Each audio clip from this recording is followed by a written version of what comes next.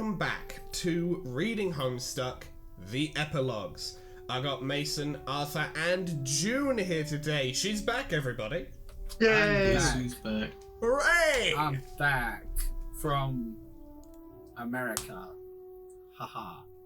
I go to America. It was surprisingly fine. Hey, alright. But then again, it's California. That place is like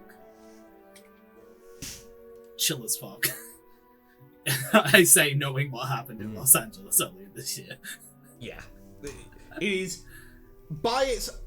If it were left to its own intent and devices, it would be chill as fuck. Mm-hmm. Even though, like, several people got into car crashes. I nearly ended up in a car crash. Why did they do that? Okay, chill as fuck, except for the traffic.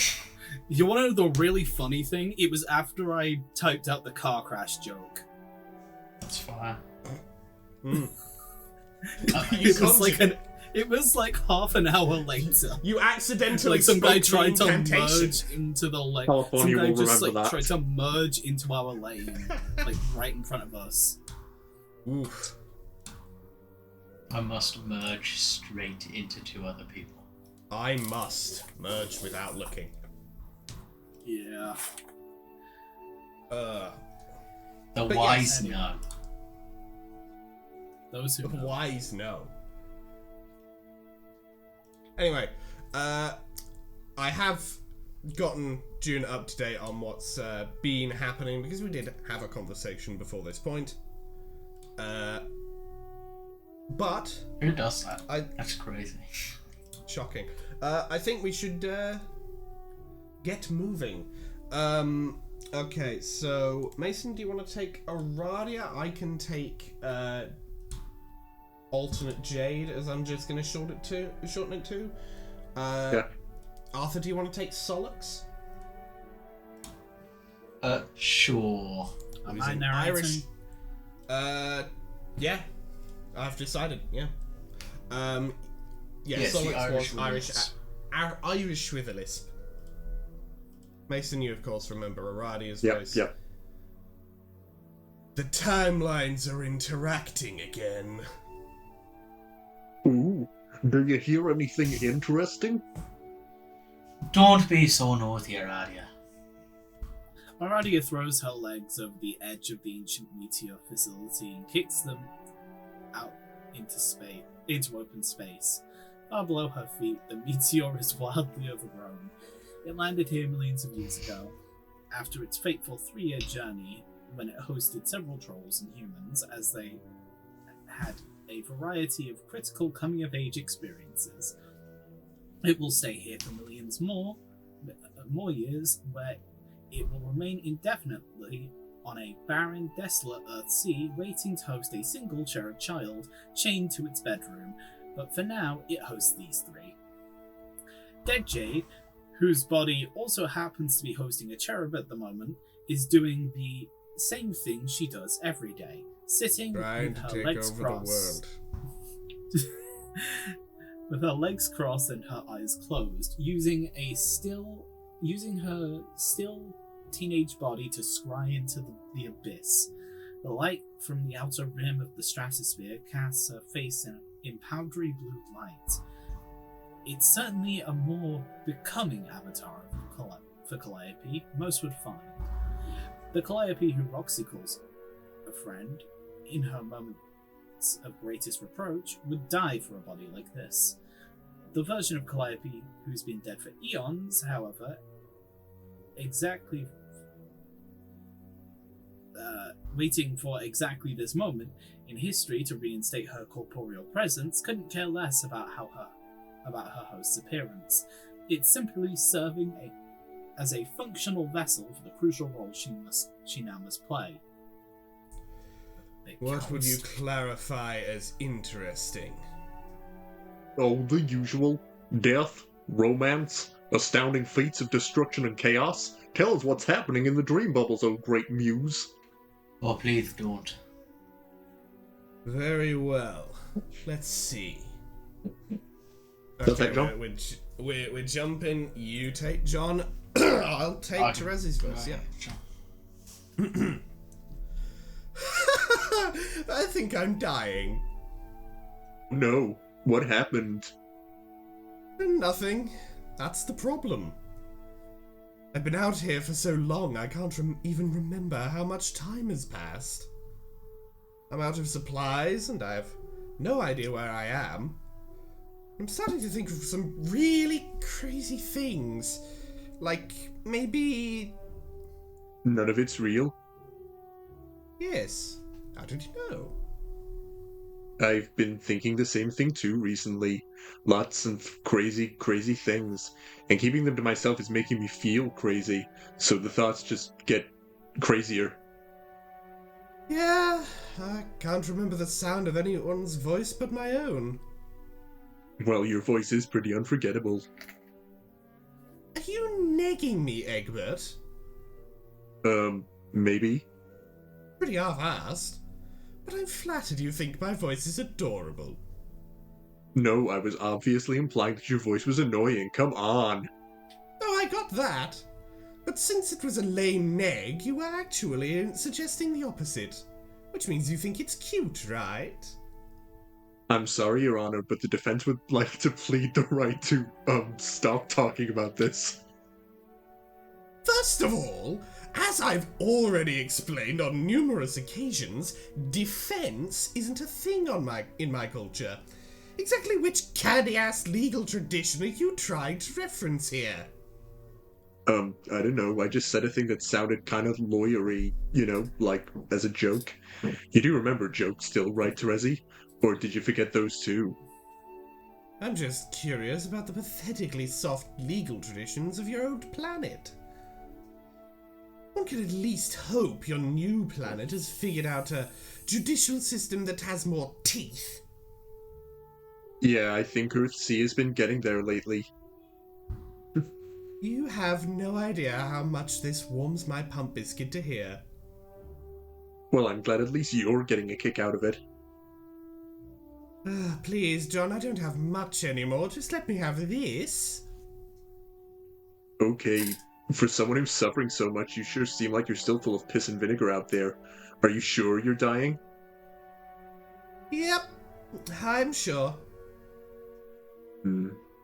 I've never heard full of piss and vinegar. Yeah, no, nor have I. I have to have. guess. That's I a real think- saying. Yeah, I I've do heard know it's a sure. real saying. I think it's the first time I've heard someone use it in a sentence. Same. Guys ain't reading the right things. Yeah. Those piss and vinegar fans know. Those who know, brackets, You fans take- of I'm just vinegar imagining. and also I'm piss. just You take imagining the- Arthur you take the standing piss proudly with hands on hips with a and the badge vinegar. that says, "I am a piss and vinegar fan." And you smash together those two infinities to create imaginary maps. You take the piss and you take To the create an vinegar. imaginary phrase. You take the piss, and you take the vinegar. And I don't know any of the other lines from that opening. Nor do I. But, you know, I don't know. it's good enough. We I get the idea. swear that's from Chowder. Yeah, that was the. I just don't know how it goes. That was the You No, take no, the no. moon, and you take the sun. Okay, what's the name next the line? further line. Name the I don't third know a line. further line. I don't know. Exactly. Proceed. It's impossible to be known. That's actually the entire Impossible. intro. There are no other lines. That's the whole intro. It's just, you take the moon and you take the sun. Title card, episode. Regular show sound effect. For real. I was literally thinking that.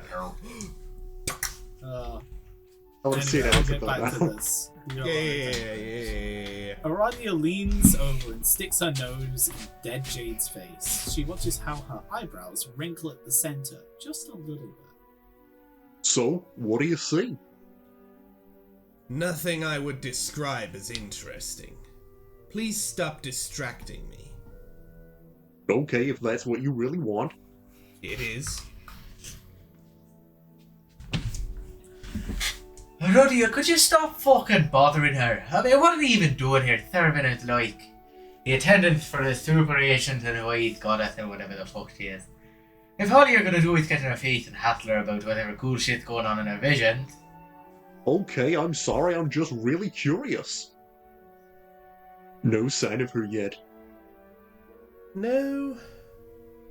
Terezi, seriously, it's been years here. When are you going to give up and accept that she's probably, Probably what? you know, dead? Terezi, Vriska's dead, and none of us are going to see or hear from her ever again. Not even you. And you know what I think? I think that even if you did find Vriska, it wouldn't matter, because I don't think she even deserves your friendship anymore. Oh? If she cared about you as much as you care about her, she wouldn't have fucked up like this forever, driving you crazy with doubt and uncertainty, making you chase her through infinite nothingness until you almost starved to death. She would have at least given you the courtesy of closure. That's not what Vriska's like, John. Yeah, I guess not. So why are you still trying so hard? He's kind of got a fucking point. He's kind of right for that. Aradia stretches her arms over her head and yawns. She launches from her perch at the edge of the meteor facility with a little somersault, coasting through the air so that she's level with Solix's face. She gives one of his horns a light tap to affirm her proximity. She talks in 5-word sentences, so even I'm still in the dark about what it is she's really trying to accomplish. From what I've pieced together, she needs to stay in these trances or we're all doomed. Aradia being doomed is all I ever used to talk about. Even I've chilled out on that shit now. So you don't believe her? Aye, shrug.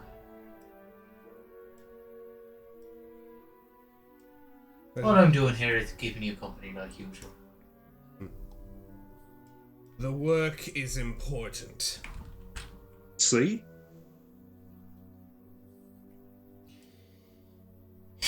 Oh, okay, the least you could always tell us why we're all doomed. Doomed is not a word I would use to describe the condition of those on this world.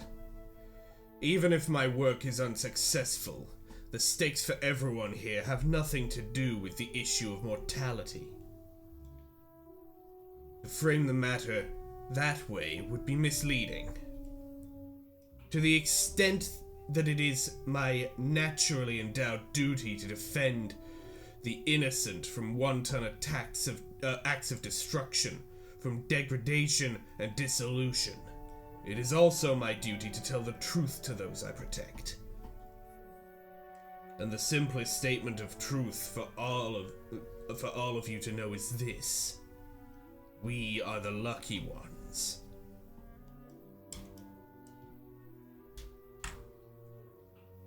Calliope lets out a long, thin sigh from between the teeth of Jade's corpse.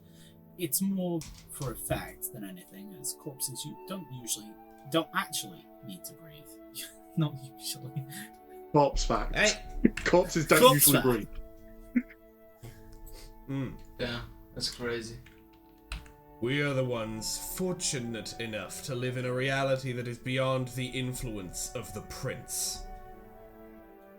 I think you mean the artist formerly known as. And that's how we're ending that scene this time. We're changing the line. Anyway, A reality that is not soft and wet.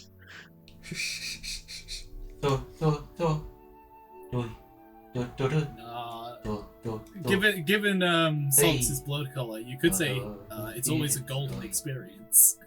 I've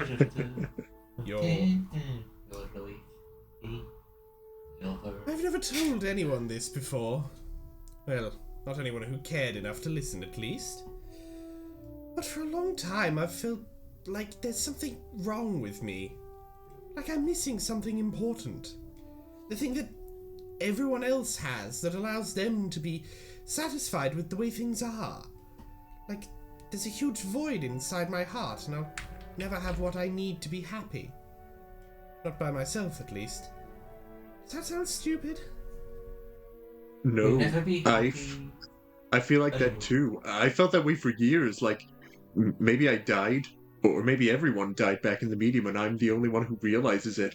Like, I'm that kid in the movie where Bruce Willis is dead as a surprise at the end, except Ghost John crawled back inside my skin and he's wearing it like a Halloween costume, and that's why there's a huge hole inside of me. Maybe that's why it feels like you're the only person who understands me anymore, because we've both got big howling ghost holes inside of us, and talking to each other makes it feel less lonely. That's what we did to Rezi. God damn it. That's what we did to Rezi. We filled each other's holes. What? Reread what you just wrote, dumbass. Oh, Terezi, get your mind out of the gutter. I thought we were having a serious moment here. John, I am serious. I think this is the end for me. I'm dizzy and sick. I can't smell straight. I feel like I could just lay down in this endless sea of nothing and just go to sleep. At this point, it would almost be a relief if I didn't wake up. You don't have to do that, Terezi. You could just come home. Please. Please come home. Then what? I don't know, we hang out and stuff? John, you still don't get it. Earthsea is not my home. Do you really miss Alternia that bad? I did for a long time. More than Karkat and Kanaya did, at least. But I have no idea anymore. Alternia, Vriska, Scrub. I'm so confused about what I want. I thought that not killing her would make me feel better, but instead it's like I retconned a huge chunk out of my soul. I erased an action of regret and grief and just turned it into something I can't stop chasing after. Maybe what I did was necessary to save everyone else, but it sure didn't save me. So maybe that means the only thing left to do is let her go? I can't, John. Not even while I'm on death's door, apparently. Terezi. I think it's time for me to go. Goodbye, John. No, don't go. Please, please don't do this. If you just go off and die and I never hear from you again, I don't think I can handle that. John, stop this. You're embarrassing both of us. Terezi, if you had no intent of ever coming home, why did you even bother calling me? Are you really telling me that you didn't want me to talk you out of it? I really didn't. Then what did you want? Let's say I just wanted to give you the courtesy of closure.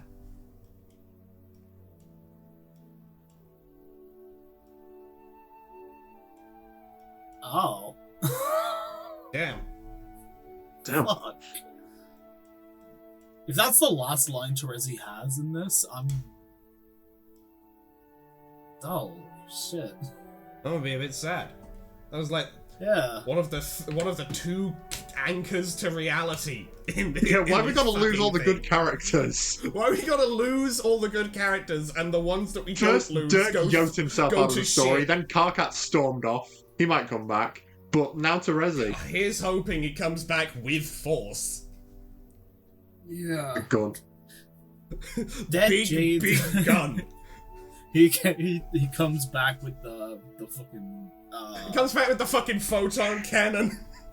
I want to see. Shit, I want the. motherfucker! You know the cutscene from the end of Hunt Down the Frame and you fucked up my face cutscene. I want Karkat to do that to Jane. Can you Arthur? Can you say you fucked up my face in Karkat's voice? You fucked up my face!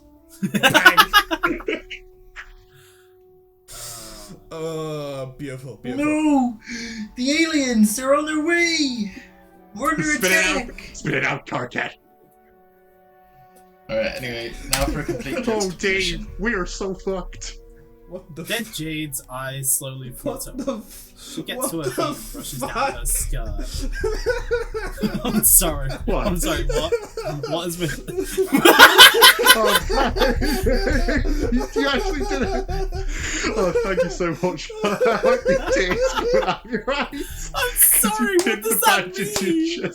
That's Did I it. miss It's the something? piss and vinegar from Piss and earlier. vinegar. I said I wanted to see a picture of Oh, Arthur piss standing and proud with his vinegar. hands on his hips saying I love piss and vinegar with a badge, but he actually went and made it. Arthur, I love you. It's beautiful.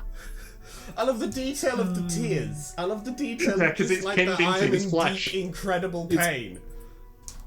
Yeah. And the blood streaks because he picked. Yeah. Because he pinned it to his fucking... to his raw Arthur, you're chest. amazing. God. Beautiful. Arthur. Massive. Okay. Incredible. Alrighty, you. Fucking piece of shit. But did you read the line? Immense. Oh yeah, I read the line. I read the cool. line before I Yeah, realized yeah, what was yeah. going on. Yeah. Are you done working for the day? The work is never finished. Not until I am able to deal with the prince myself. And when will that be? The principal Saiyans. The artist God. formerly known I as have to fight the, The principal artist Saiyans. formerly known as Vegeta. The artist. I go by a different name now. The name is Astasha Nelax. The name is now Astasha Neelax. The meteor is passing beyond the fall of night. Dead Jade, standing half in light, half in darkness, looks up at the sky. Not soon enough. Now leave me, I must aura farm. What are you war farming? Yo! Oh well, they got a character. Because now Congrats! there, I guess.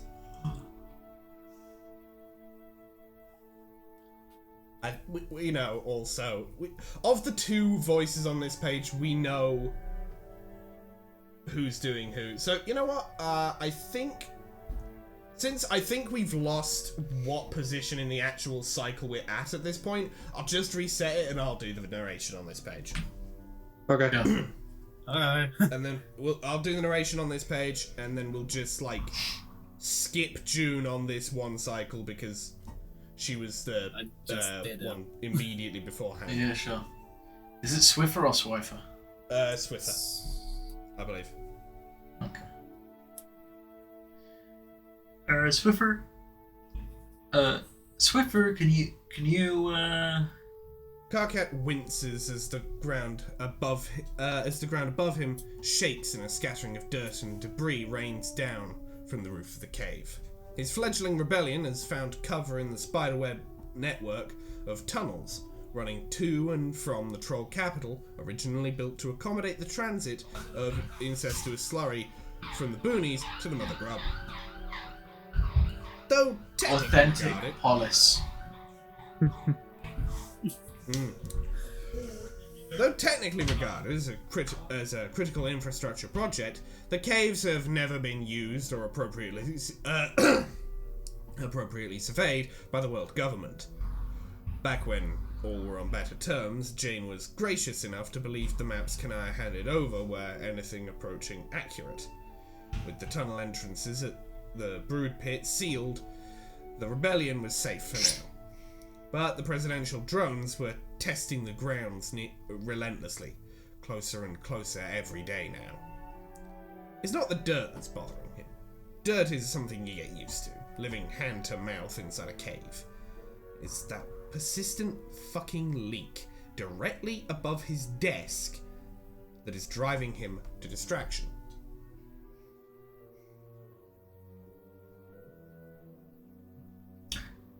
Swiffer!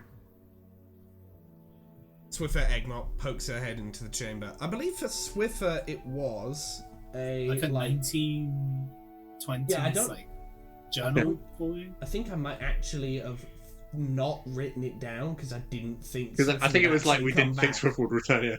Yeah. Aye, Commander, what's up? All right. It was that Hang voice. on. Yeah, it was Where's that. Where did I put the fucking Epilogues characters? Okay. Swiffer, Egg, Mop, As you can see, guys, we're really organized. 1940s. Very professional here, everybody. We try to do things as professionally as possible.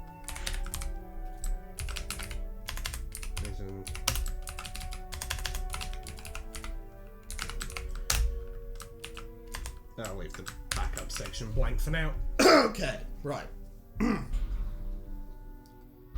Carcat pinches the bridge of his nose.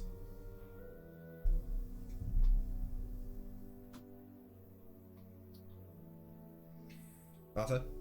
For the last time. Don't call me that.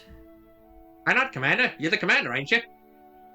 No, I am not the commander. Did I ever ask to be in charge? Did I ever accept an official appointment from some ostentatious military board? Have I ever successfully led a campaign against the increasingly oppressive regime that we suffer under on a daily basis? The answer to all of these questions is categorically and catastrophically fuck no. Well, gee, Commander, I think it's more of a symbolic title, representing how much faith everyone has in you. What fucking faith?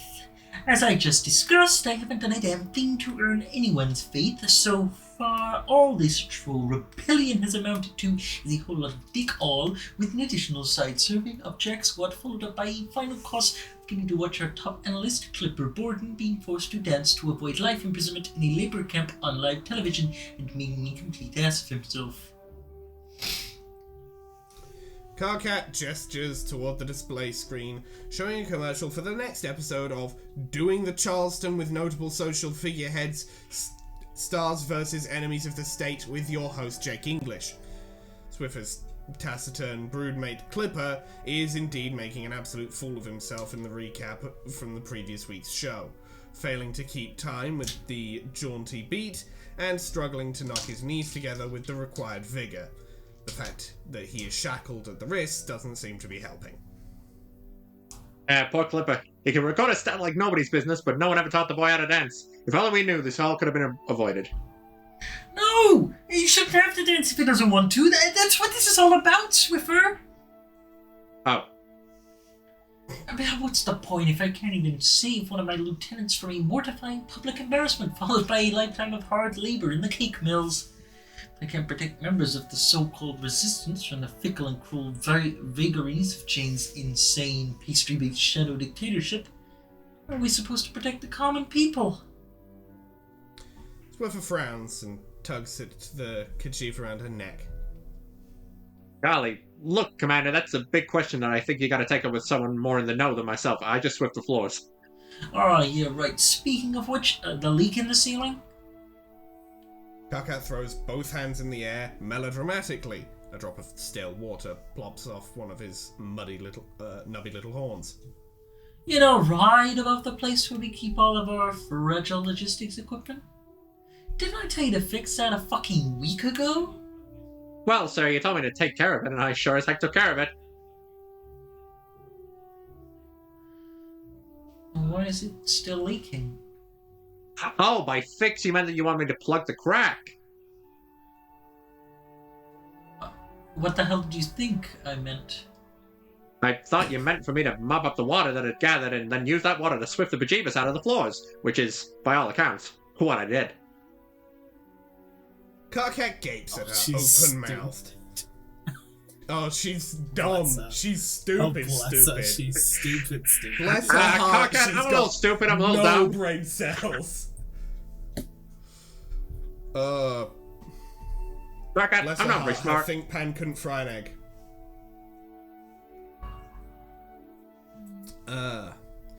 She grins back, unaware of any mistake on her part. The only thing he can do is bury his face in his palms. Oh, like, you know what? I'm gonna get some fresh air, and by the time I get back, I expect the hole in the ceiling to be swift the fuck closed. At the very least, put a fucking bucket under the leak or something. Sir, oh my gosh, a bucket? Should we be seen consorting with a bucket together? Oh my god, grow the fuck up, Ikmop.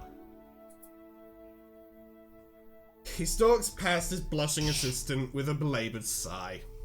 Carcat has lived with humans for so long that he's grown used to seeing buckets regularly defiled. Now that he thinks about it, he realizes Jade has used more buckets to grow snap peas in her living room than any troll has used for the purpose of reproduction in the entire history of Earthsea. The bucket taboo is largely emblematic at this point, an empty signifier for an endangered culture. As he stomps through the winding tunnels, thinking very hard about this incredibly tragic thing, his speaker crab crackles to life. So go. Well, that was a lot. Ah, shit. I didn't realize you were still on the line. We hadn't finished our conversation about the clandestine transportation of the mother grub, which I hope you realize is still an operation of grave importance, at least on par with the terrible threat of the leak in your office. Sorry. I kind of have a lot going on right now. I can see that. Please do not try to be so hard on Swiffer. She really does her best. I know she's fucking stupid, but she tries her best. Yeah, I know. To be honest, that wasn't all about Swiffer at all, or even about the leak. Yes, Carcat, that was obvious. Rose and I have been following the dance-off tribunals very closely this month. Your lieutenant does not have a chance, but do not let it weigh heavily on you. Everyone who joins the rebellion knows that being exiled to the cake mills is a very real possibility of their court. That includes you, Carcat. If you bear the responsibility for all the lives of every member of the rebellion, you'll crack under the stress. And as much as you are loath to admit it, you are the face of this movement. Yeah, I fucking hate it, but you're right. Fuck you. You're always right. As my wife likes to tell me often. No, fuck her. She's always right too. How the hell do you two tolerate each other? Quite thoroughly, enthusiastically, and often. Wow. Ugh, okay. It's enough of you for today? Oh, I'm sorry. I did not mean to rub my interspecies happiness in your face. I understand it's a so subject. Look, the only thing that's sore is my eavesdrop funnels from listening to your endless mothering. I mean... No, my asshole is not sore because I'm not getting fucked on the regular. It's not what's happening anymore. This next exchange follows on from that a bit too well.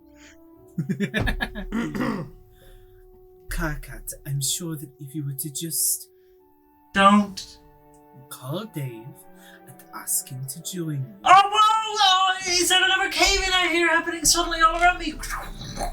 He would be at your side instantly. Oh my god! Oh my god! We're being overrun by Imperial growth! Oh, it's horrible! There's death and fire everywhere! Oh, and also I can't hear a fucking word you're saying, so if you were ever to attempt to reference this conversation in the future, I have absolutely no idea what you're talking about, so it would probably be best for everyone involved if you'd, drop the subject and never mention it again. Okay, Carcat, have a good walk. I'll talk to you about the mother group tomorrow. Goodbye and take care. Oh yeah, you take care too. Talk to you tomorrow. Carcat makes extra triple sure that he's actually hung up on Kanaya for real this time, by fiddling with the tiny claw on his speaker crab until it's in the off position. The action of tuning his outdated wristwatch is interrupted by another earthquake rumbling around him.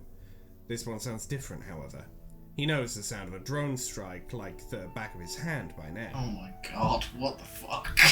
It's a low, creaking bellow that pulses through the ground in waves. This sounds more like an impact that left a crater. The last time something struck the planet that hard, it was Jade's creepy undead corpse. Carcat runs for the nearest exit and cautiously pokes his head out into the clearing above. There's a figure in the smoke. Her stumbling silhouette includes an unmistakable pair of horns. She takes 2 steps out of her crater before before falling flat on her face again. Karkat runs to help her, putting her arm over his shoulders and dragging her out of the dust cloud from the impact. Mina? Oh, what the fuck are you doing here? Everyone is here. Proto-Grumulord. Oh my god. But now, they're the correct age. Now that I think actually Karkat might be older than her at this point by like physical age, although she's like billions of years old at this point, so I don't think you can ever really bridge that gap. Oh no. She's like existed for. They're both like in their 20s, effectively. Anyway. Yeah. Mina blinks up at him with a pair of eyes that seem different to him somehow, but he can't put his finger on it. He has to admit it's been a long time since he saw her. She seemed singed, woozy, but mostly undamaged. Wow. Shiny McNubs? That you? That's still not my name, but yeah. Nice.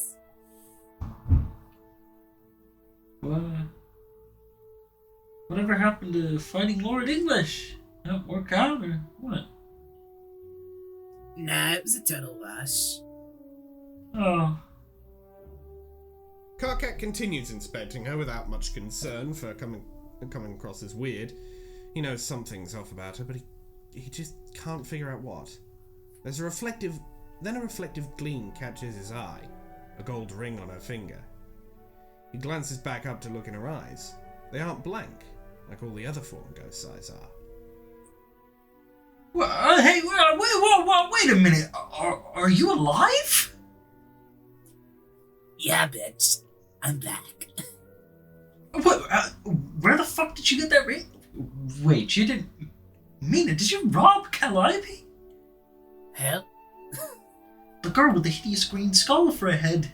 That was her ring. I was under the impression that she'd eat that to live. Oh.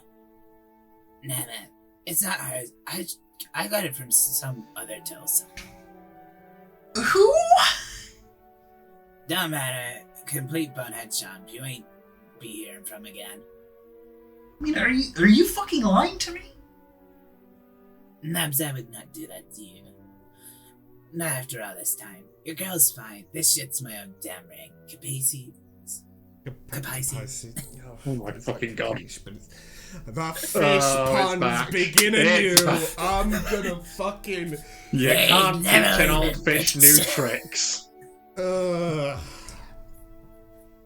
Karkat side-eyes at the revived heiress, flinching only slightly at that last pun, but offering a reluctant nod. What are you up to? Well, that's like a whole fucking explanation. Spin away, Nubby. Well, alright.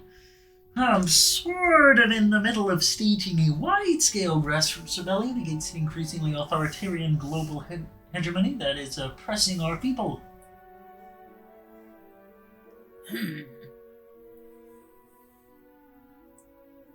Mina leans in, assessing Karkat with a rapacious, shark-toothed grin.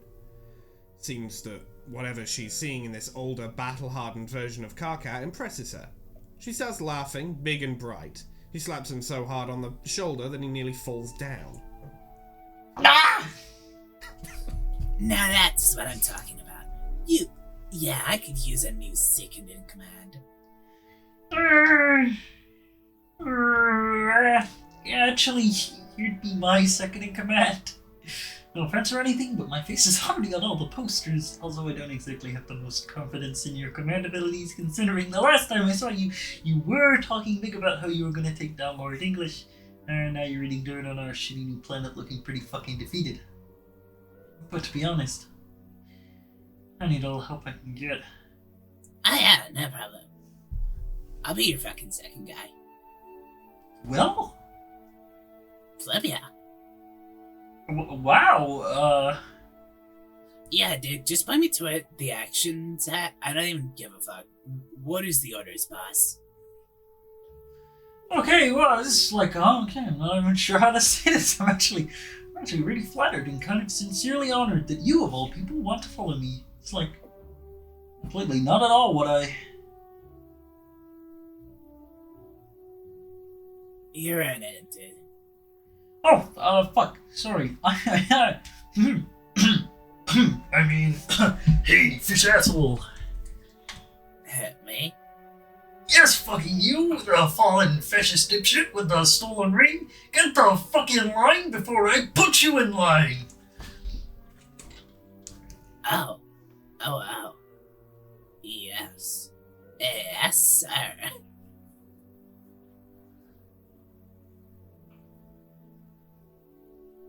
Karkat reaches out and takes her hand. She has a very firm handshake, so firm that Karkat winces an eye shut as she squeezes and hopes that she doesn't notice how much his smile has turned into a grimace. Above them, the sky tears open again and again. A new wave of ghosts pours in from Mina's doomed assault. Is it weird to say that I've kind of missed Mina? No, I liked her. No, It's yeah, her she's a future fun self that's character. evil. She was Yeah, chill. it's like- She was in the I've top missed this. 3 of those characters. From that set of those characters. The rest were real shit. I've missed this absolute fucking asshole brackets affectionate. Yeah, no, they were like chill. Like genuinely what a Okay, fun no, they character. weren't. Let's not mince words. Mina has never been chill. She's been No. fun. That's a very different category. No, they're like fucked up in like they're like a tryhard in a chill way. Does that make sense? Like you can Sure. relax around them because you know they're putting in all the effort. I mean, I guess. Hey, fair enough, I guess. Did you say the second part of that line, Alex? Yeah, I said the new wave of ghosts. Yeah. Yeah. Well, here come the caviar, Lee. What? The caviar. I'm also fucking ordering you to stop making garbage fish puns forever. Hooray! Yo, that's so difficult Karkat, to you read. truly. Oh my god, Arthur, I am so sorry. That's short, that's short. Solid! It's Did you guys all- like Karkat it's trying all to do a manly narration. voice? Yeah, I like that I one. did like that. That It's very. that was That was hilarious. good. It That caught was- me off guard. You that might was have heard me great. go in the background from It's surprise. Karkat going, yep, I'm a man in my 20s, and I'm your superior officer. It's like the Chad Karkat from Summer Teen Romance. Yeah, it's like that, but like Karkat's actively really putting it on. Alright. John stares at his phone for a while, thumb pressed to the space below the send message button. He realizes he's not dwelling so much on the content he's hesitating to send, which, now that he's looking at it, seems no less vapid than anything he tends to bother Teresa with online, as he is the nature of this correspondence they have, and his peculiar, semi-annual need to bother her this way. What is this relationship they have? Does he care that much? Does she? If he doesn't care that much, then there's nothing to it, then why does he do it? Why does he seem to put care in the nonsense he badges away? I suppose he could ask so many features of his life. Why does he care? Why does he put the time in? When he can't shake the feeling that nothing here has much intrinsic meaning or rings as canon. The drop a term he has to admit has worn out some welcome in his vocabulary. I'm sure he wouldn't even justify leaving the house. He thought he was over this. What? He got the moping out of his system his first few years on FC and then started getting his life on track. He got married, he had a kid. That fixes everything, right? Not as if his intermittent check-ins with Teresa had less to do with her personally and more to do with gravitating towards someone who's still out there. Someone who can still lay credible claim to functioning as an agency of relevance. A person who hasn't entirely forfeited their volitional integrity just yet. Like a guy with a wife and kid. Not a bad joke he just told himself, he has to admit, but it's not satisfying because it's probably not the answer. The truth is, he just keeps texting Teresa because she's the one who knows he isn't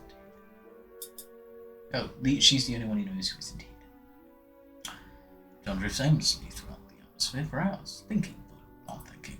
The forest below goes thin, alien, floats past the border of the Troll Kingdom where the grass starts to get sparse and grey and sets down in a quarry surrounded by bare, thorny bushes.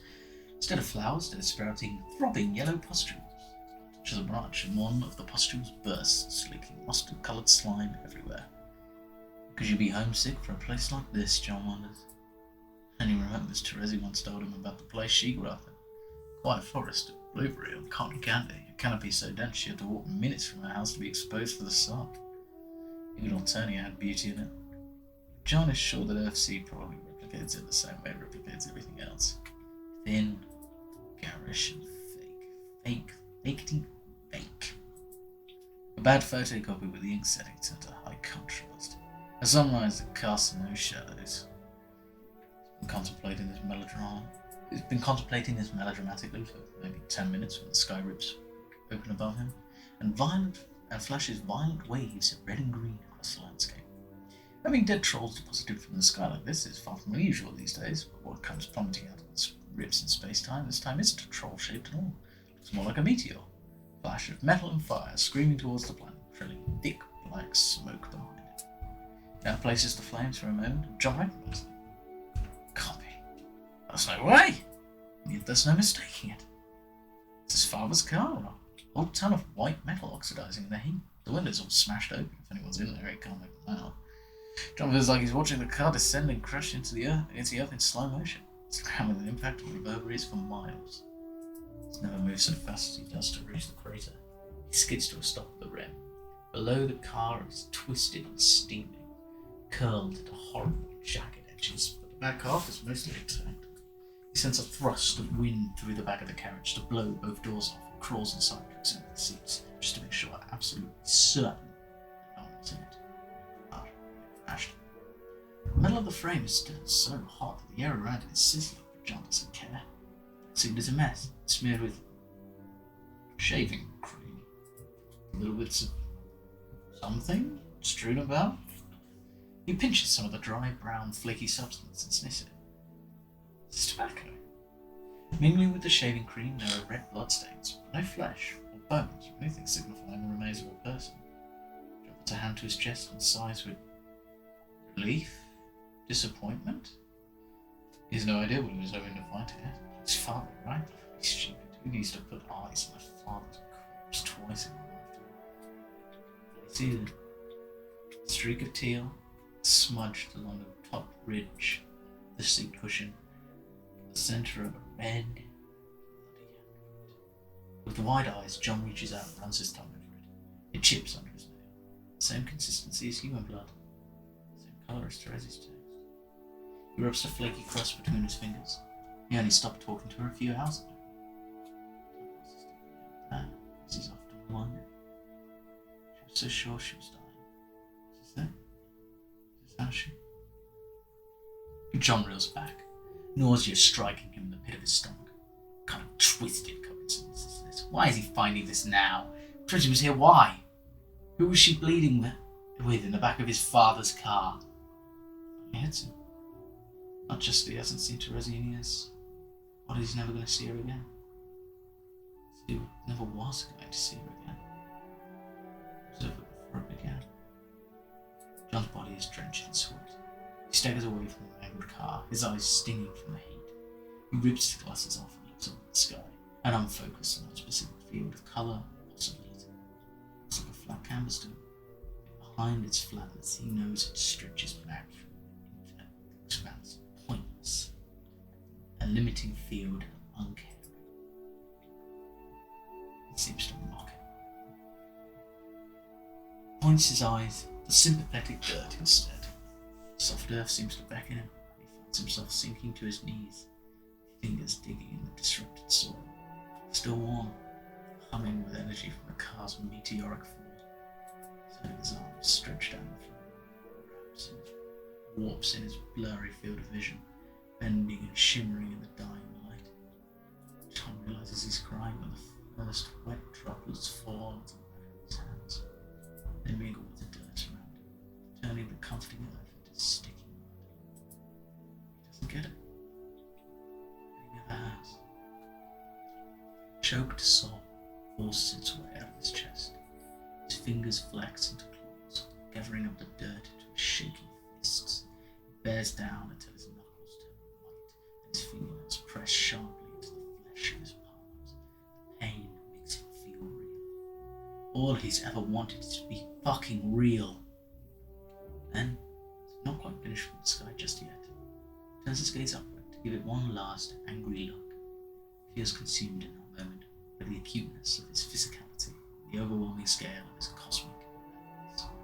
His lungs fill with air, and he releases all his years of pent-up frustration, and anger, and guilt, and doubt, and weakness, and pain, and misery in a blood-curdling shout that sounds more like it's from the mouth of an animal than a man.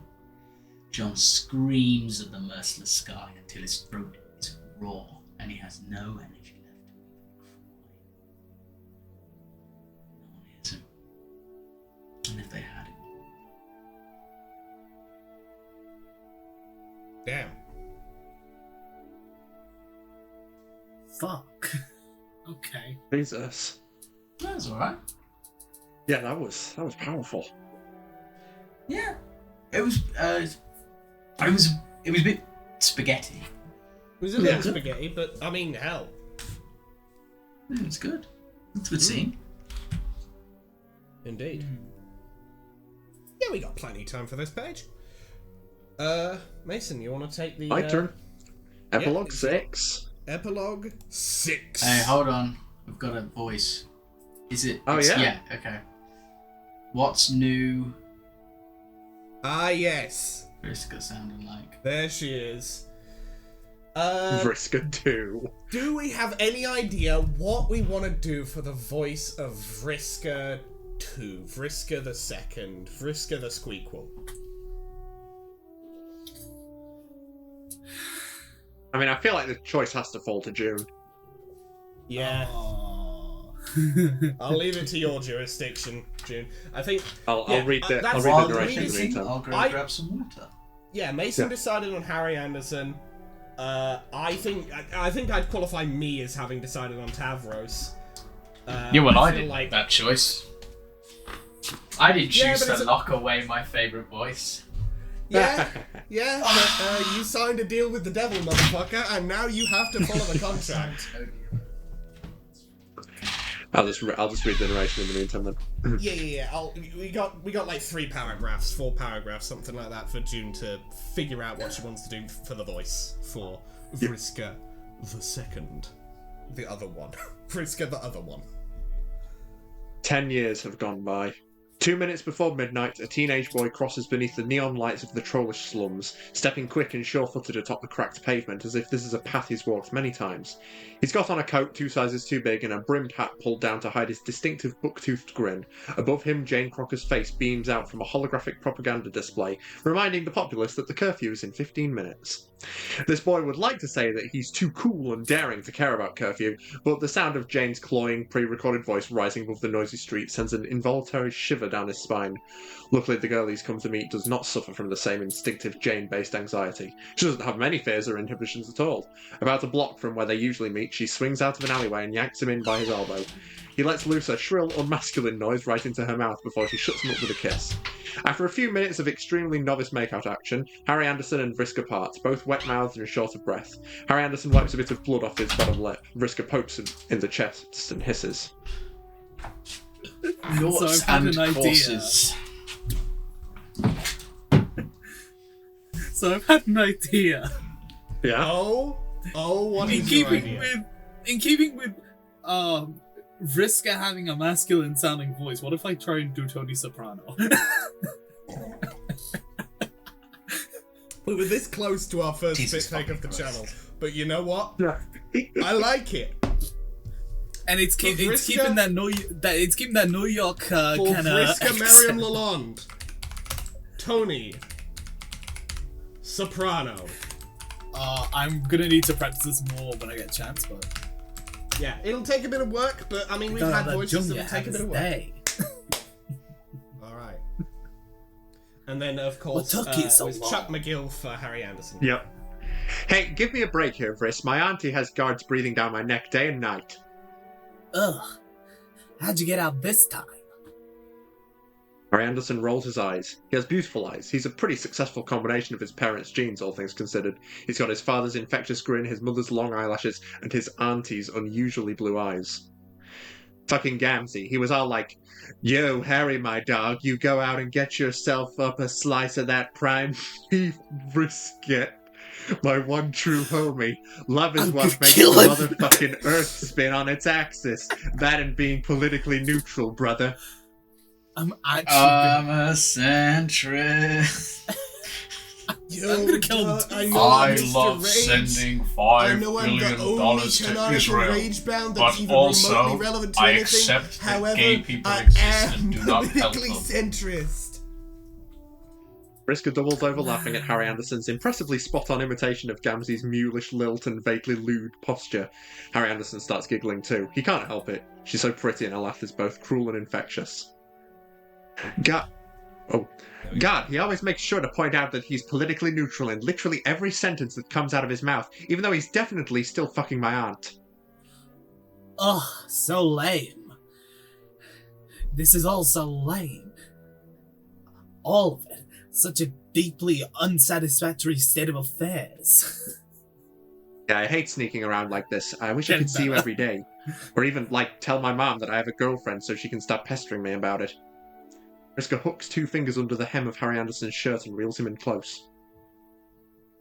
In that case, why don't we run away and join the rebellion together, Harry Anderson? Wouldn't that be terribly romantic? We could be wild rebels in love like Karkat and Mina. Isn't that story great? God fucking damn it. I get so inspired thinking about it. Yes, fucking damn I can't it. keep it together.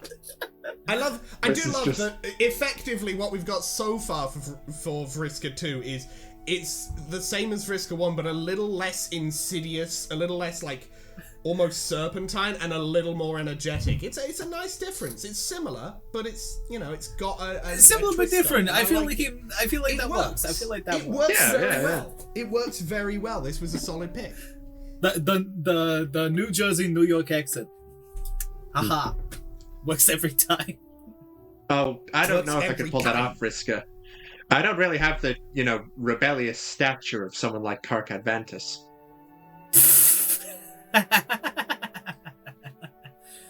He's extremely short in real life, you know that.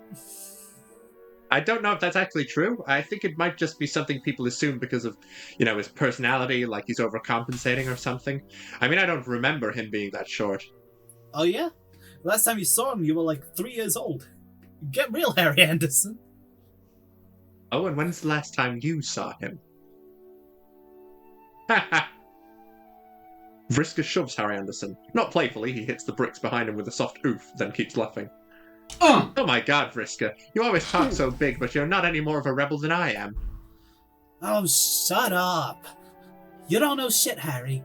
My mom's totally gonna get me a prime commission in the Resistance when I turn 16. Yeah, whatever you say. It's true. But until then, I guess we'll never know whether it's an official fact that Karkat is short or not. I guess so. But anyway, I wasn't talking about his height, I was talking about the eye patch. I mean, I believe in troll rights and everything. I should hope so. But not enough to lose an eye over it. He lost a fucking eye? Damn. Apparently. Punished Karkat! And No no one one hears hears a word they say. As the memory gonna be. Oh, they might have made him the best character. What the hell? They made him Solid Snake? What the fuck? I want to make They Big, made him big might have made him the best character. I'm sorry, there's a chance they haven't? They made him fucking Big Boss. He's running out to heaven. For real! Outer Alternia out here. Vriska snorts at him condescendingly. made him my OC.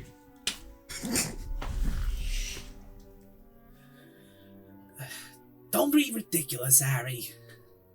Do She pushes him up against the wall again Don't and be kisses him hard. ridiculous, Harry. Oh, why would I waste valuable union money painting a wall to look like a tunnel and asking you to run into it? Why would I? Why would I do that, Harry? What are you doing here? That's the voice of the character that I'm doing from what's it called? Disco Elysium. Mine's a little bit more high pitched. That's that character's actual voice.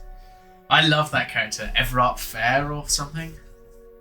Why would I waste that? I'm a busy man, Harry. I can't afford to spend union money painting a wall to look like a tunnel. It's like a slight... We should get on. We have like 15 thin, minutes left. It's like a thin spectrum. It is your line. Yeah. I already said don't be ridiculous. Oh, yeah. Right? And then I read the next direction line. Kiss him hard. Yep. Yeah. If we really... Hold on. If we really do end up absconding from our mediocre hot teen lives to become rebels, then obviously I'm gonna be the one with the extremely dashing and sexy eye patch. And we cut over. It's getting pretty bad down there. Arthur, for socks? Oh, who cares? It's officially something we don't care about, right? No, I don't know, is it? This world is inconsequential. Well, there you have it. Aradia lies with her chin in her palms and looks over the edge of the meteor station. Under the shade of night, the cities of the Troll Kingdom form a twinkling filigree over the rocky landscape below. 100 rivers of gossamer lights in all the colours of the hemospectrum. Jane's fleet is so massive that it blots out the lights of the capital. Is this what Alternia looked like from the sky as well? Aradia lived far from the city, and that all seems so long ago anyway. Solix comes to stand by her, propping open a can of fizzy drink. Corket's really going to fight that war, isn't he?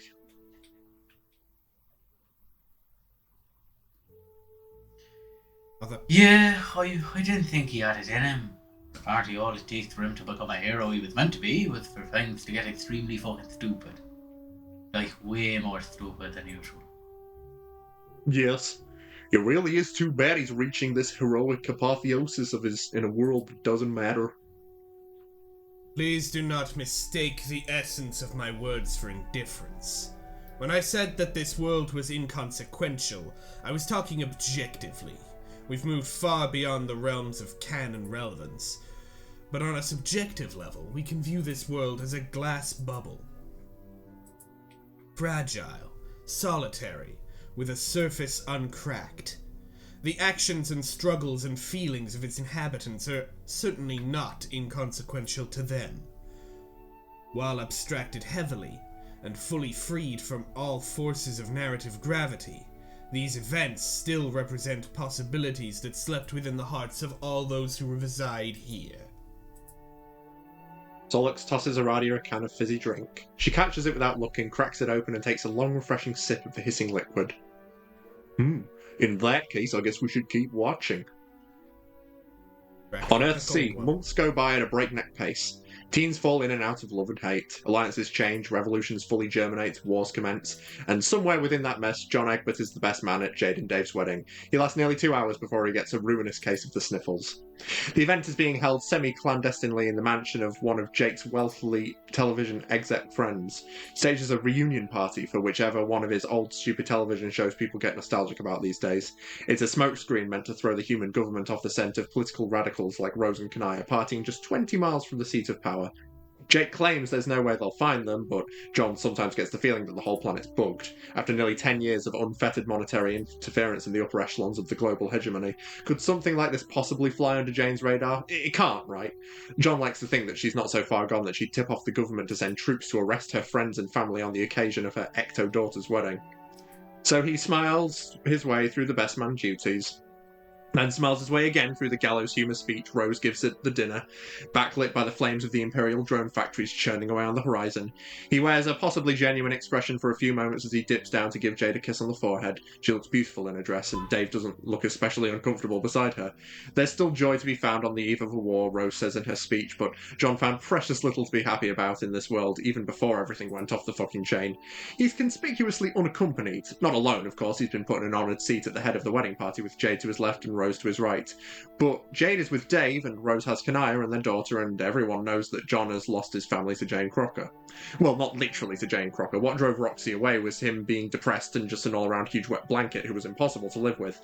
John is totally ready to own the fact that he was a bad husband, but maybe not the fact that he was a bad enough husband to drive his wife to passively support a brewing genocidal dictatorship. She looks happier, though, whenever he's caught sight of her behind Jane, Calliope faithfully at her side in any of the propaganda broadcasts that Jane passes off as business press conferences. By the time Roxy finally cut things off between them, he hadn't personally seen her smile in years. John has no idea how Harry Anderson is doing, but he definitely caught Vriska texting him under the table when he got up to get another flute of champagne. She's texting Tavros in another window, which is weird, but probably not as weird as John craning his neck to read messages over a teenage girl's shoulder. The idea that Rose's shitty daughter has more contact with his son than he does makes his eyes start to itch. He wanders out onto the ballroom balcony so that no one else has to see him cry for a second time tonight. It's a balmy evening and John can smell the oil burning at the forge across the harbour. There's someone else occupying the balcony already, and it's not one of the party guests. A shadow standing with its back to the ocean, arms crossed, gaze fixed firmly on the ballroom windows. John takes a step closer and immediately recognises Karkat's nubby horns and distinctive shoulder hunch. Of course. John snorts back his tears and jaunts forward with a jolly wave. Aye, Karkat. Karkat blinks and looks up, startled out of his thoughts. He's grown gaunt since John last saw him in real life. In his Alternian military fatigues and his admittedly bitchin' eye patch, he looks almost imposing. Kinda dashing, actually. When he opens his mouth, however, he's just the same old Karkat. Try again, idiot. I'll take John since you're on narration. Yeah, sure, yeah. What are you doing standing out here alone like a creep? Karkat's frown gets deeper and he picks at the red cording that runs down the breastplate of his uniform. What the hell is he doing here? I really shouldn't be here. In fact, you could say I don't belong here. Here we go. Wow. Wow. Why not? You were on the guest list. Oh, I don't know. Maybe think about it for 10 seconds, John. John chews his lip and thinks about it for 10 seconds. I guess this would probably be pretty hard to watch if he was still, all heartbroken about it. Oh, I wouldn't say that I was still all heartbroken about it, but... John joins him at railing and bumps his shoulder. Karkat groans and runs a hand down his face, obviously still a little all heartbroken about it. It's just that breakups are hard and often have unexpected consequences that can linger for years. You're telling me when my wife left me, she took an entire political faction with her? Those chess guys sure do love Roxy, don't they? Karkat, she took the Carapitians in the divorce. The Carapitians in the alliance has been causing us nothing but pain, to be entirely fucking honest. No one wants to be against the Carapitians, they're harmless. And they didn't even get to vote on whether or not they should ratify the treaty really complicates the matter. The whole thing is just a disaster outbound on every level. Oh, sorry about that. Oh my god, John, stop being so fucking pathetic for just a minute. Could you do that for me? I don't know. That's a pretty big favor you're asking me there, Karkat. I am a divorced man in his 30s. Look! I don't personally blame you for any of this. First of all, you'd have had anything to do with the massive shift in geopolitical allegiances. That probably would have required you to leave your fucking house for more than an hour. Wow. Good pep talk. I'm 100% over my separation now. Thanks, Karkat. John, seriously though, you do have to get over Roxy eventually. With everything that's going on, can you really afford to waste another 5 years lingering in your bedroom like a piece of fucking garbage? A rebellion could really use a guy like you. If you think that I haven't given the exact same speech you're about to give me, I haven't been given the exact same speech you're about to give me, except about 6 or 7 times the length, then you don't know Rose Lalonde. Okay, and what's the fucking problem? You hate what the government is doing just as much as the rest of us. John turns around so that he can rest his elbows on the banister. The angle of the moon is cutting a sharp stroke of light over the water, like a blade descending from the night sky to shear the harbour in half. He takes a despondent sip of his champagne and sighs. I don't know. It doesn't seem responsible, really, to dedicate my life to something so important when I'm in a place where I can't even find the energy to think about getting out of bed in the morning. That getting out of bed in the morning is important. In fact, it seems like it would be a pretty fucking selfish thing to do. What if I get distracted because I'm sad? What if I fuck up by staring too tragically into the distance on an important mission and I get killed in a stupid way? John, aren't you technically immortal, specifically in the cases of getting killed in a stupid way? Yeah, but you aren't. And neither are most of your followers. Karkat's expression turns hard, regretful. It's a frown made of granite or some other manly kind of rock that chips easily when dropped. His one eye is glinting bright gold, reflecting the light from the party. He opens his mouth to say something, but is distracted by movement from inside the ballroom. Oh shit. Here comes Dave. Need to get the fuck out of here. He fumbles with something at his wrist and out pops a grappling line. With unexpected smoothness, he hitches it over the edge of the balcony and leaps the railing in a single elegant bound. John watches him rappel down the cliffside until he disappears beneath the precipice shadows. Wow, Karkat grew up to be kinda cool. Who'd have guessed?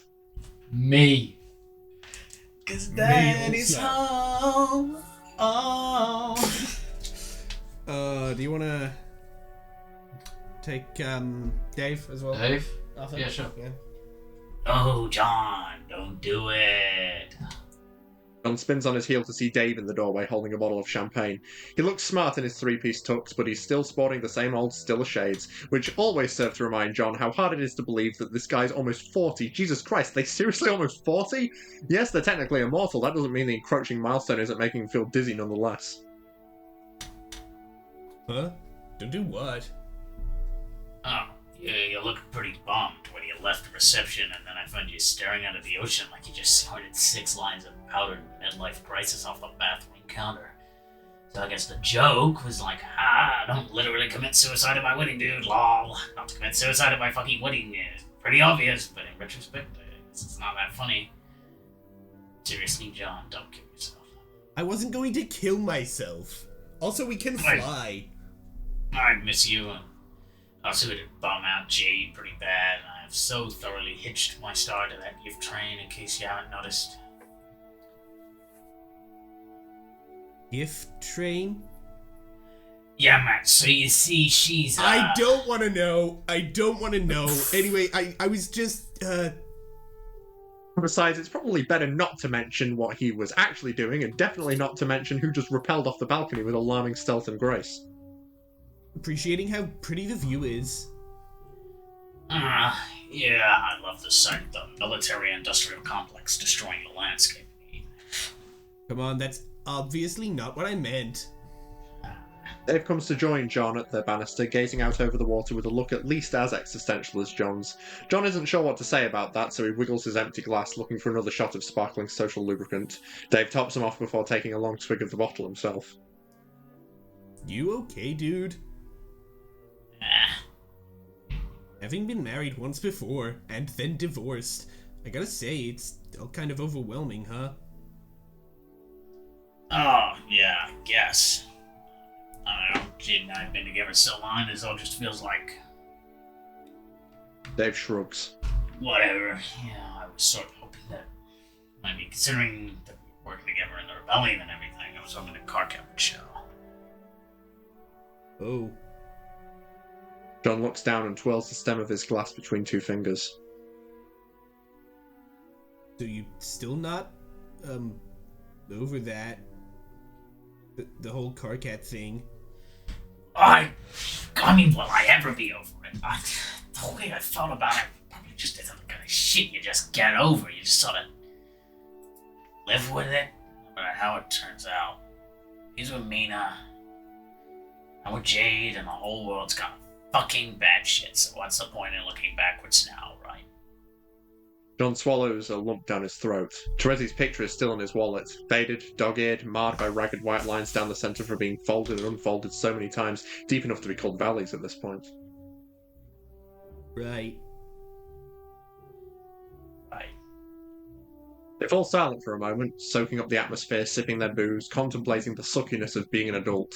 Dave lets out a soft laugh and slaps John on the back. John swallows his champagne wrong and starts coughing. Yo, dude. Thanks. For being my best man. Hey, thanks, man. No problem. No, because you are. You know, you're my best bro. My main man. My most devoted dude. Cheers, John. Cheers, Dave. They toast, lip of the glass to the rim of the bottle. The sound rings out above the noise of the party inside. It rises up above the ocean to where the stars are turning and dawn is already breaking on some other part of the planet. That's how the years pass. Faster and faster the longer it goes. For those living on this iteration of Earthsea, like John and Dave, it appears to be an illusion of age, an old adage about perception changing the older you get. The days get shorter the more the regrets pile up. But that's only part of it. Above this Earth, the dead cherub is still meditating, waiting for the day when she can have her own heroic apotheosis, waiting for the day when she can confront the one she calls the Prince. And on this Earth, John is just waiting for the day that feeling finally stops. That feeling that he's still waiting for something, and the even worse feeling that years ago he missed his only chance to put an end to it. If you stand on a very high hill at dawn, you can watch a shadow move in an arc around you. 10 years to the day he last spoke with Terezi, John finally gets rid of her photograph. He stands at the top of a very high hill, rips it into 6 pieces, and lets the wind carry it away. Whatever else happens now, it doesn't matter. And I think that's where we're going to end. Yeah, things for right now. Go. We're running a little short. Okay. But yes. You head off, Arthur. We'll do the outro. What do you think? Lovely to be in this episode, but I've got tutoring as of 2 minutes ago. So goodbye. Later. Bye. Bye. All right. All right. So Nice little what did leaving jingle. Yeah, nice little leaving jingle. What did you two think of this here episode of reading Homestuck the Epilogues? Jesus Christ. Heavy. It was pretty damn heavy. Heavy in places. And it's going at such like a breakneck pace. Yeah. Yeah. Especially compared to last episode where we did 1 page. John and the gang, they're 40-something. They're nearly 40. They're nearly in their 40s. They're in their late 30s. And at the start of the episode, they were in like... At the start of the episode, they were in like their mid-20s in places. Yeah. Yeah. Waiting for something to happen and feeling like that chance is like gone, and I don't know, it's just all...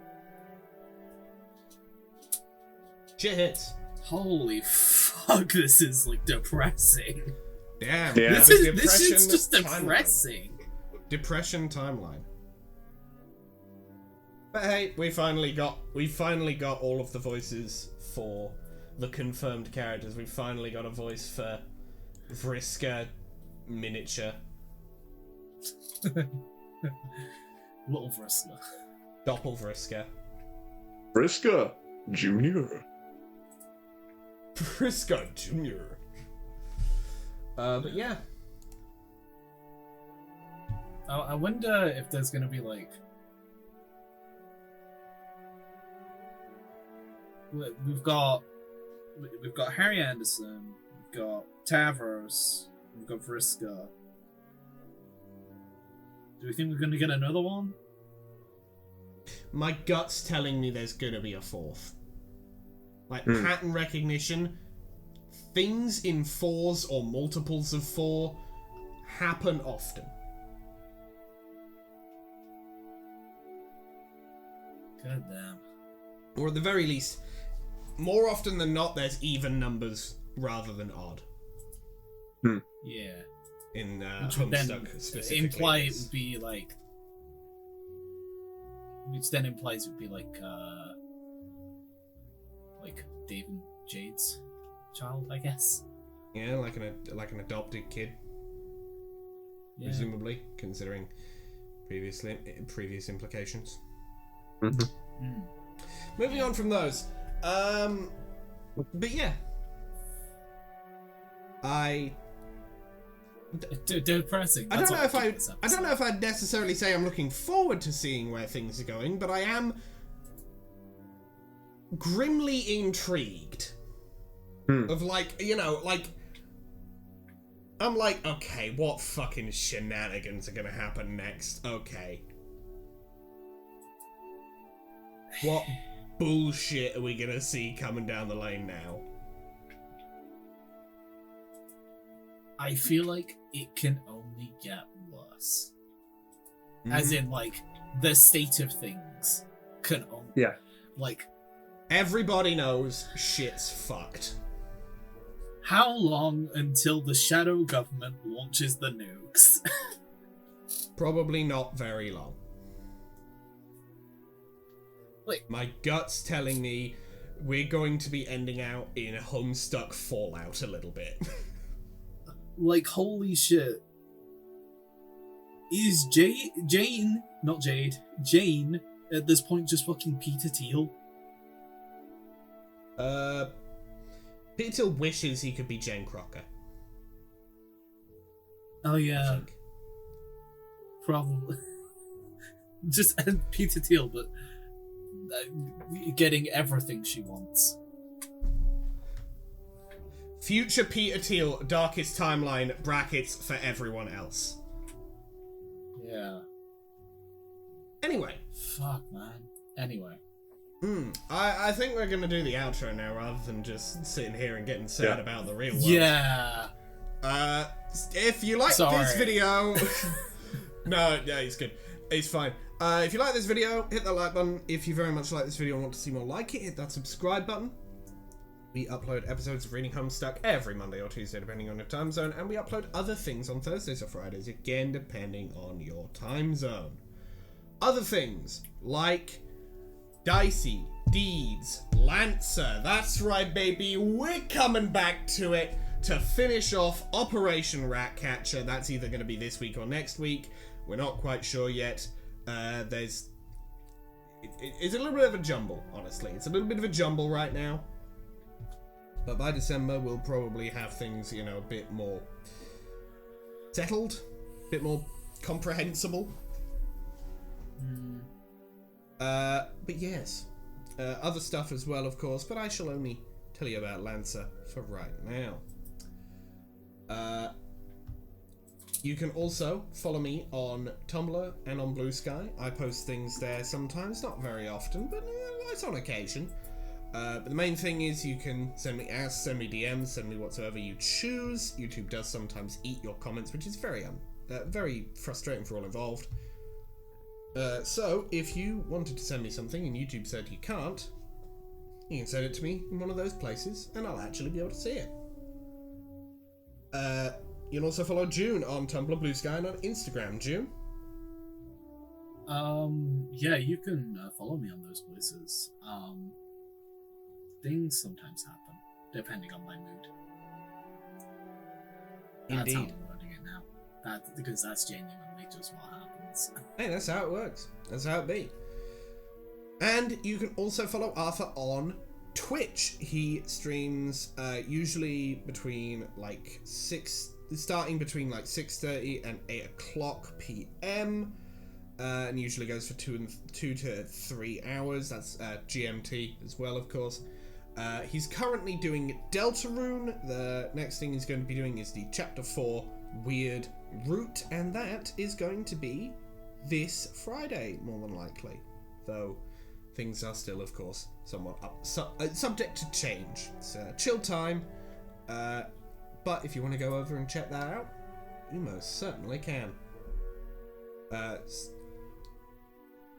Yeah, and Mason, is there anything you wish to say at the end of this here episode of Reading Homestuck, the Epilogues? I would say thank you all so much for watching. We like making these and we hope you enjoyed watching them. Lancer's back, so that'll be coming out soon. That was a lot of fun. Yeah, more stuff on the horizon. I sadly will not be in the next episode of the Homestuck Epilogues because I will be in Japan. Hopefully nothing too crazy happens while I'm gone, but I mean, I feel like that is not even worth saying that at this point because it will. Let's not mince words here. Crazy shit's going to happen. Yeah. My betting. We can only hope that doesn't extend into reality and affect your Japan trip. Jesus. That's my betting. What do you think it's going to be? Do you think it's going to be Vriska? It's going to be Vriska, so she ends up looking even more like original Vriska at the start of the comic. Well, she can be a pirate, but first you got to lose an eye and an arm. Yep, she's gonna... That's how it's gonna go. That's my bet. If I'm right, don't tell me. If I'm wrong, also don't tell me. But yeah, looking forward to it. Indeed. Right, well then. With that, we shall see you in the next video. Later. Bye.